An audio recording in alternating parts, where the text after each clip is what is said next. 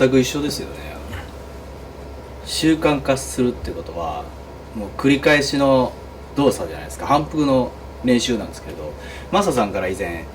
言われたことで、僕をバッターボックスに立たせて自分が投げたら1万球投げても絶対僕に当てないっておっしゃられたんですね。でこれはすごいなと思いました。本当かなと思いましたね。で本当にそういう風に投げられるんです。それぐらいピッチャーっていうのは正確に投げられるもんなんですね。でも試合見てたら暴投があるんですよ。デッドボードもあるわけですよ。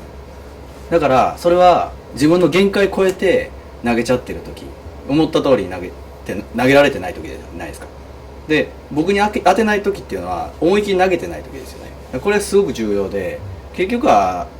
脳みそをどれだけ使うかだと思うんですね。脳みそを全部使ってしまうとフリーズしちゃって真っ白になったり自分のプレーができなくなるんですけど、ちょっと余裕をもたらすことで安定してミスしないように投げられることだと思うんですね。でそれをするには繰り返しの練習しかなくて、僕もそうで、いかにその基本動作に対して脳を使わないか、余裕を持って走れるか投げられるかっていうところ、これは共通している部分だと思います。その辺のなんていうんでしょう、レベルが高いハードルをクリアすればするほど心の中に余裕が生まれてくるというようなことなんでしょうかね。いやもうその技術もそうじゃないですか。例えばその正美君って、僕はやっぱりねラジコンやり始めた時から指先だけのことで負けるのが嫌だったんですよ。例えば野球をやり始めた、もちろん体格もある、筋力の差もある、その技術の差もあるかもしれませんけど、ラジコンって指2本ですよね、基本的にね。僕らスティックなんで親指2つで操作するっていう、それで人に負けたくないということで、一生懸命練習しましたし、結局最終的なターゲットは正美君だったんですよね。いつか正美君に勝ってやろうって、これぐらいの気持ちでね。ただ、じゃあ正美君はどんな練習してるんだ、どういうふうにやってるんだ、もう調べていけば調べていくほどね、とんでもない練習をしててね、そういうものが習慣になってて、それはそこまでやられたらプロ野球選手の私には勝てないやと、そういうふうなことを思いましたから、そのすごい努力っていうのをね、先ほど習慣という言葉を使いましたけども、習慣にしちゃってる、こういう人は本当強いなと。本人はね、多分ね、そんなにね、いやいや僕寝る前にちょっと練習してるだけですよ言うかもしれませんけど、それを習慣にすることがね、これは本当に大事なことで、私も高校時代から、2キロの鉄アレイで手首を鍛えるのはずっと習慣して、寝る前に3分間だけ練習しようっていうのをね、プロ入ってもやってたんです。でもそれが誰かに話をしたら、そんなことやってもしょうがないよと笑われるようなことかもしれませんけども、でも自分にとってはいいかもしれないと思ってしてきたことがね、もしあれをやってなかったらここまでなってないでしょうし、そういう意味で正美君がおもちゃがランダムに動くものの間をね、こう小さいなラジコンカーで毎日間を縫って掃除するとか、そういうものを周りの人はね、そんなことやったって思うかもしれませんけども、やっぱりそこまでやるね、気持ちと習慣づけることが大事じゃないかね。いつか超えたいとはね思っていましたけども、私は200勝という目標がありましたので、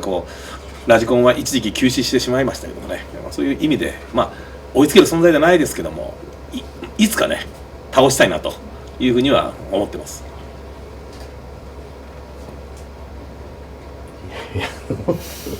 ラジコンのなんていうんでしょう、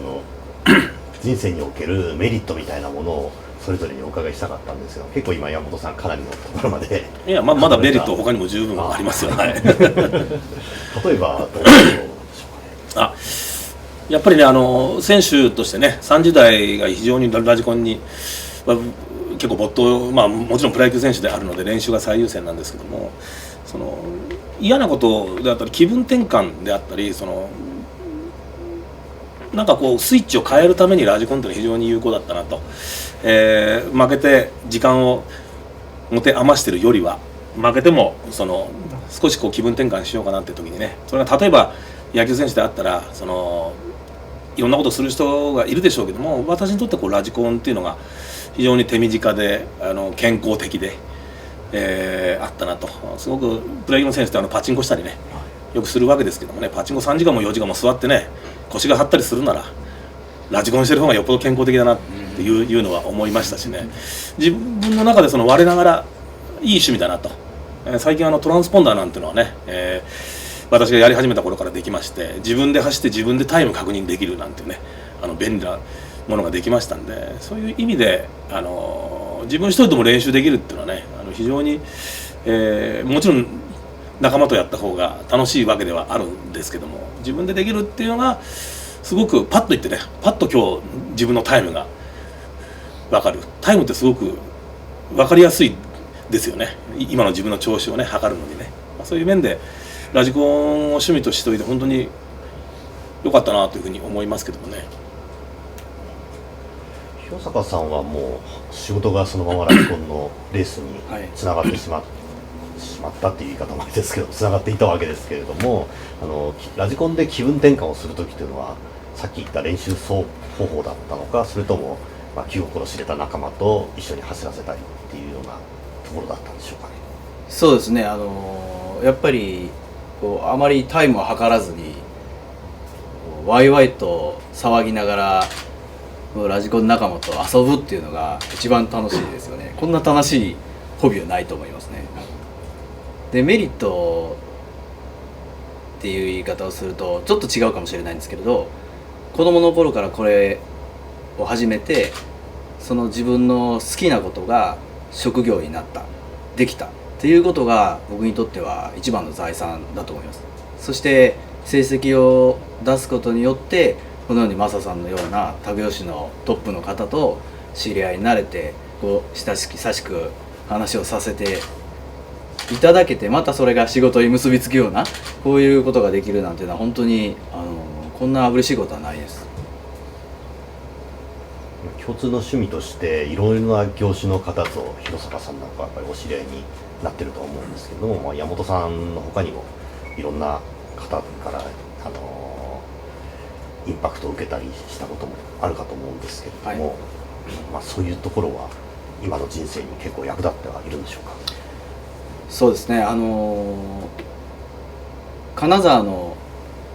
全日本選手権に参加した時にその旅館に泊まったんですけれど、一里の、その時におかみさんが近くにおられて、そしてお偉いさんが向こうから歩いてこられたんですよ。でその時におかみさんがそのお偉いさんに「この人ラジコンのチャンピオンよ」って言って紹介してくださったんですね。そしたらその方が「ラジコンね、おもちゃのね」って流されてF1 じゃなかったらダメよ F1 でって言われちゃったんですよ。でもうその時に僕の後輩もそこにいましたし先輩もいましたけど、もう何にも言えなくて、誰もそうやって言われたらもう鼻からラジコンがおもちゃねって言われて F1 じゃなかったらダメって言って聞いてもらえなくてすっと行かれたんですね。もうそれずっと頭の中に残ってて、これはもっと自分も力をつけていって見返せるような立場にならないとこれ対等に話ができないと思いまして、それで頑張って世界チャンピオンを長く続けたんですね。そのモチベーションにもなったんですけど、それによって大体の人話聞いてくれますし合わせてもらえるんで、これは大きなこれも財産だと思います。それぞれ長い間頂点の位置で君臨というか長く続けられてきたわけですけれども、やはりどこかで自分がこの位置で満足だっていうような意識を持った瞬間に終わるんではないかなと我々一般の人は思ってしまうんですけれども、その長い間モチベーションを保ち続けるコツっていうのはどういうところにあるんでしょうか。どうですか。僕はもともと18年間もモチベーションが続いたっていうのは世界チャンピオンの期間ですね。その前の一番最初に世界チャンピオンになる前の年にボロ負けして、でその大会は初参戦だったんですけど、当時僕が雲の上の存在として争っていた駒純一選手と僕とワンツーで2人でアメリカに乗り込むんですね。で僕はもうコマ選手って世界一だと思ってたんで、コマさんが1位で僕が2位とワンツーフィニッシュで終えましょうって自分で勝手に考えて乗り込んだのに、もう全く欧米の選手に歯が立たなかったんですよ。でもうあまりにもそれはショックでなおかつある日本人選手、僕らじゃないですけどに計測ミスがあって、8分間で何周と何秒で、走れるかっていうので競うんですけど、周回数が足りないんですよ、1周で1秒とか 0. 何秒で順位がガッて変わるのに1周も足りなかったらもう論外なんですね。でそれを主催者に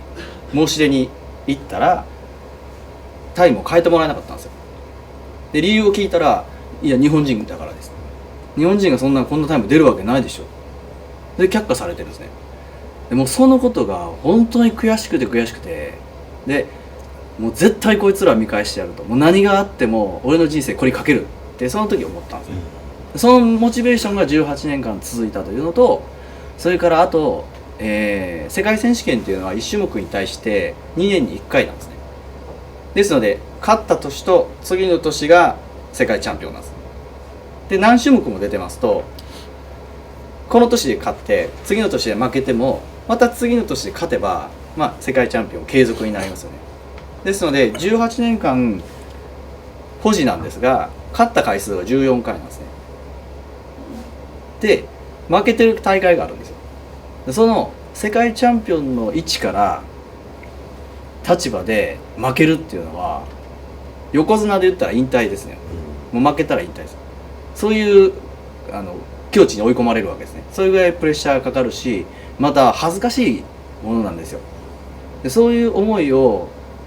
怖がらずにまともに受けて経験して、そいつをバネにするんですね。それで次の大会のモチベーションにつなげていく。それがたまたま18年間うまく決まったということです。やっぱ悔しい思いをするとそうですね、やりたくない練習とかも簡単にできるようになりますよね。そうですね。だから僕なんかもモチベーションっていうのは、32年野球をプロ野球としてやりましたけどもね、やっぱ自分自身下げたことないんですよ。やはり最後まで上がいましたので、こう野球っていうのはなかなか、完璧にこう抑え込んだり完璧に打ったりっていうのがね、なかなかできないバッターで言えば10回に3回打ったら超一流の選手であるというねスポーツですから、常にね、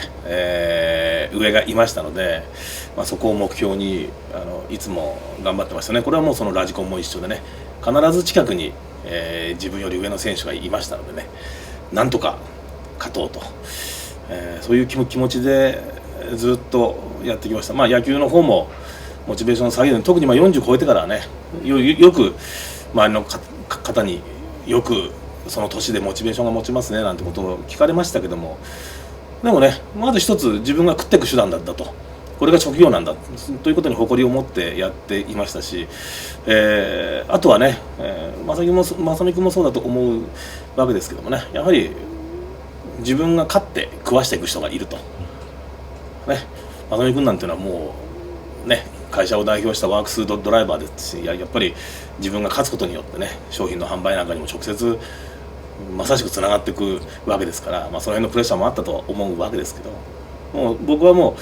う野球に関しては50歳まで、最後までモチベーションが落ちることがなくて、そして引退する直前が自分では一番技術があったというふうに自負はしてるんでね、そう考えると正美君なんかね、まだまだなんで引退しちゃったんだろう、まだ10年早いよっていうのはね、本当は言いたいわけですけどね、その彼は彼なりに考えて決めたことでしょうから、私なんかね、まだもう一回ラジコンやったら、いやもう世界戦も行きたいよぐらいのね、そこまでしたいなというふうに思っていますので、そういう面では何歳までモチベーション、いろんなねモチベーションを持って楽しくやっていきたいなと思ってますけどね。それから不思議なことに勝てると思って出ると大体負けるんですよね。で勝ち続けるとやっぱどうしても天狗になっちゃうんですよ、どっかで。だから自分はあんまり上手くないっていう思いでいくぐらい、そのぐらいの謙虚さで挑んだ方が意外といい成績が出るという不思議な経験をします。でマサさんの著書で読んだんですけれど、周りの人からの応援っていうのがすごく大事で、いかに周りの人から応援を得られるかっていう、そこにポイントがあるっていうのが読ませてもらったんですけど、そこはまさにそうだと思いますね。自分だけの力でじゃなくて、そういう人の力を借りて勝っていくという。これはね、正美君なんかね、こう日本人というのは半眼びいきといってね、強い人よりも弱い人を応援したがる。だからきっと全日本選手権なんかはね、おそらく声援聞いてたら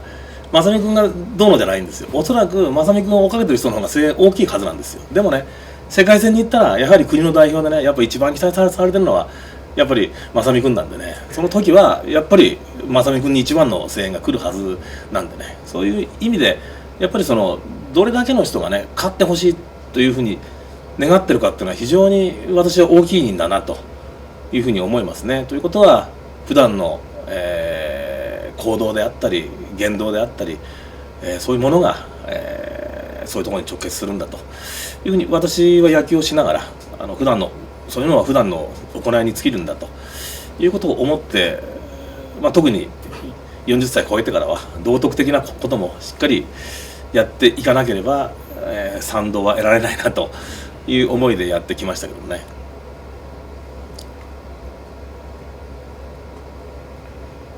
シリアスな話の流れの中で急にホビーの世界に戻すのも不思議なんですけど、どこまでも行っちゃいますね。どこまでも行っちゃいますからねホビーとしてのラジコンを、今後、宮本さんも広坂さんも世の中に普及させていこうというような流れで向かおうとしてるわけなんですけれども、今後のラジコンがもっともっと一般の人に知られるようになって、一つの、おもちゃじゃなくて趣味の立派な世界として認知されるようになっていくためにはどのような活動をしていこうと思っておりますでしょうか。マサさんに関して言えば、マサさんは僕ラジコンをただ楽しくやってほしいんですよ。でマサさんがやってくれるだけでもうそれだけで認知度が上がるんで、僕はそれ以上望まないです。本当に楽しくやってほしいです。でそれ以外ラジコンを今やってる人たちの質をどんどん上げていくとか、もっとステータス性のを持てるようなことを僕らメーカーであるとか協会であるとかが提案していってやっていかないと、もっと普及するのは難しいと思いますね。またそういうふうにやっていけば普及は十分可能だと思います。すっごく楽しいホビーだと思います。今チャンスなんじゃないですかね。ちょうど小さい頃バギーブームがあった人たちがちょうど、自由なねお金が使える年になって、その人たちがねもう一回ラジコンに帰ってきたりするとね、今度は子供を連れてきたり、そういうふうなことになるでしょうし、もっとねラジコンを触ったことある人って結構いると思うんですよ。ただね、みんなが集まってるところに行ったことがなくてそのまましぼんでしまった、そのような人ってのは本当にたくさんいると思いますからね。一回ラジコン触ったことある人はね、みんなのいるところ、例えばサーキットであったりそういう、なんか大会であったりね、そういうところに顔を出してみるとねいいんじゃないかと。そのような機会がね少しでも増えるようになると、ラジコンやった人ってのは子供の頃は出せなかったお金が今度今のラジコン自分の小遣いで買えるぐらいの方たちがねちょうどその辺の土地にいますから、子供と一緒にねサーキットに帰ってきてくれるとまたねこういうブームに火がつくんじゃないか、その時に楽しいラジコンであることが大事だということは思うわけですけどね。いろいろなラジコンのカテゴリーも広坂さんが第一線でやられたことよりもかなり種類が増えてきてますよね。数多くの、ドリフトとかオフロードとかエンジンとかモーターとかいろんな種類があるわけなんですけれども、車に特化した内容の中で一番これが気に入ってるっていうカテゴリーを強いて言うなら広坂さんはどれなんでしょうか。それは過去の話？いえ、もう何でもいいです。何でもですね。今でいいですか？今でいいです。今で言いますと僕頭の中ドリフトしかないですね。なんとかラジコンもっと広めたいなっていう思いが強くて、でそっから僕が今までやってきたレースっていうのも知らせていきたいっていうのはそれ2番目に来るんですね。でまず知らせても早いなで終わっちゃうんですね。すごいな、やろうって思ってもらえないんで。でドリフトってもう10分の1ぐらいのスピードなんですね。速いのが100キロで走る。でドリフトは10キロぐらいしか出ないラジコンなんですね。なぜかというとゴムタイヤではなくてプラスチックのタイヤを履かせてわざと滑らせているからスピード出ないんですね。でも見た目はかっこいいですし、走りは本格的で滑らせて走る。で遅い。なのでちょっとやってみようかなって思ってもらえるのにはもうすごくもってこいの種目なんですね。ですのでなんとかこうドリフトを最前線に持っていってこれでラジコンを広めていきたいなって考えてます。今ドリフトが頭の中にありますね。山本さんはどうでしょうか。まあでも僕はねツーリングカーちょうど私がね200勝がかかってきて、ラジコン一回休止する前ぐらいなんですよ。ちょうどドリフトが流行ってきたのはね。そういう面で僕自身はドリフトやったことないんですけども、最近引退してからの方が矢田部アリーナに行く機会が多くて、はい、現役時代よりね、そうするとそのドリフトのファンの方のね人数っていうのは非常に多いですし、矢田部アリーナを見ますとあれラジコンって昔より流行ってんじゃないかというぐらい今人がねたくさん、バギーサーキットもいつもいっぱいですし、ドリフトの方もいっぱいですし、ツーリングの方もたくさんの方が発射していますんでね、そう考えると、やはりこのラジコンのそのドリフトっていうのはねやっぱり、入っていきやすいのかなと。私やったことないんですけどやっぱりでもドリフト決めたらやっぱかっこいいでしょうしね、気持ちがいいでしょうから、私も一回ちょっとやってみたいなとは思ってるんですけどね。はい、マサさんこの間そういえば挑戦されてましたよね。ああそうだね、テレビの企画でね、挑戦されましたけど、やっぱね久しぶりなのもあれば手が荒いですね。ドリフトやるにはねもっと繊細に動かしていけば、ただねやり始めちゃえばやり込む方なんで、あとはもうルールだけしっかり飲み込めれば私は自分でもちょっとはできるかなとは思ってるんですけどね。はい、特に今弘坂さんの勤務している会社横茂さんでも、あるいは弘坂さんが上野さんと一緒に立ち上げたというRCTC というドリフト団体でも、はい、かなり今積極的にドリフトを力を入れてるわけなんですけれども、はい、山本さんもその中に巻き込んで一緒にやろうっていう感覚をお持ちなんでしょうかね。そうなんです。ぜひドリフトもちょっとやってもらえないかな。いや車さえ用意してもらえば